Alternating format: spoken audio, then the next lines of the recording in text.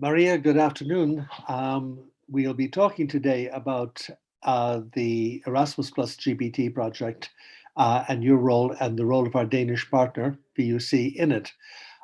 As you know, this project emerged after identifying a set of needs, learning needs from a group of adult learners with basic or low skills. And we were looking essentially at the beginning about low-skilled persons who had difficulties using traditional methods of learning, and also people that worked in different ways. And the idea was to see, would games-based training make a difference in their ability to learn and ultimately to participate in social and economic life?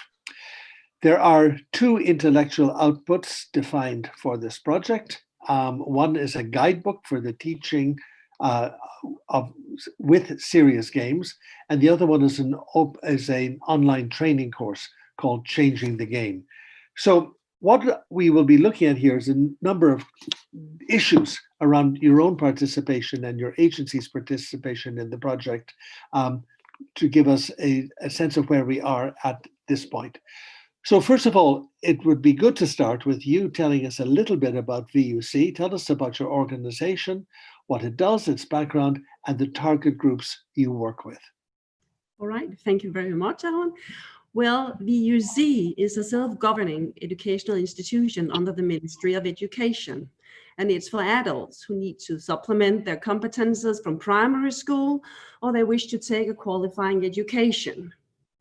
And we offer as following courses like preparatory adult education in reading skills and maths, general adult education equal to lower secondary level, and dyslexia courses.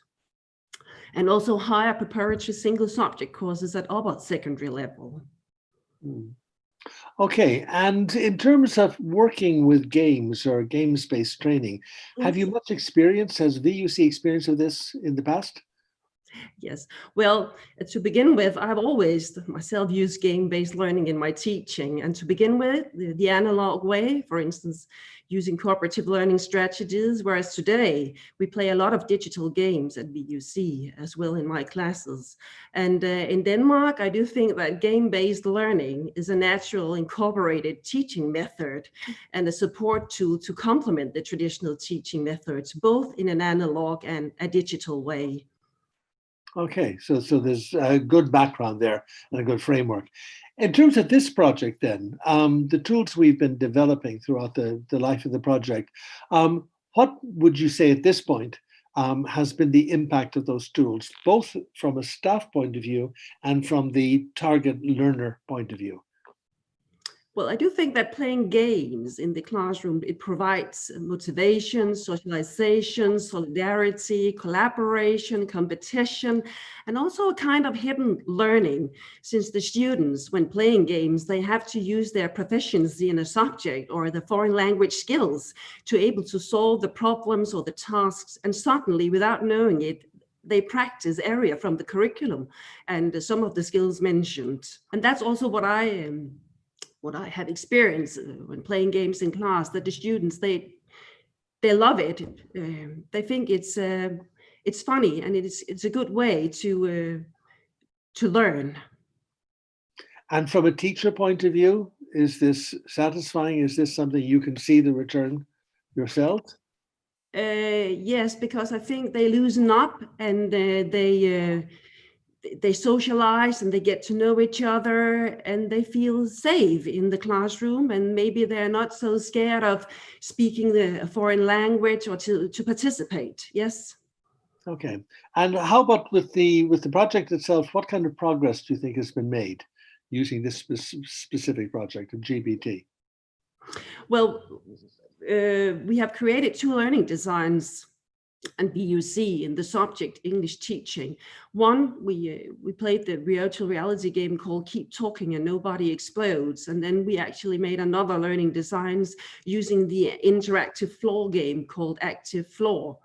And I think that both these learning designs have created a kind of, you could say, positivity about learning English, since they they love it and they want to play it again, and they have actually asked for it at the next level I'm teaching now. Can we play it again in class, because they thought it was great fun. Okay, learning is fun. And in a general sense, I'm getting the impression that there is a strong awareness among staff and among the agency about games and about what they can do, what they can achieve. Yeah? Yes. Okay, that's Correct. good. Yes.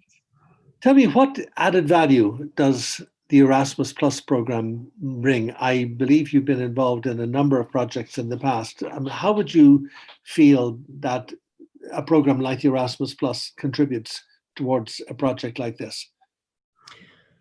Well, according to the virtual reality game, well, courses have actually been arranged here at VUC, introducing the teachers to the game, and I have also helped colleagues getting started with the game.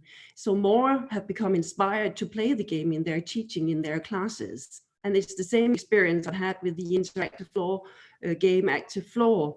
We have prepared a manual which have been sent out to all the employees. And I have also introduced some of my colleagues to the game.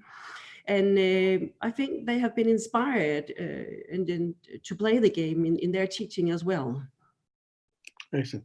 And is working with your international partners helpful? Does that add an additional benefit to the project? Well, I do believe so, because they have made learnings designs as well that we are supposed to test as well in our teaching, and we can get inspired and generate more ideas, maybe to use in our own teaching and in our classrooms as well. Excellent. Okay, and finally, Maria, in terms of just the general sense of transnational work, very often a project like this would be challenging enough in one country. Working across, do you think there's any benefit in transnational effort, in transnational work for projects like this?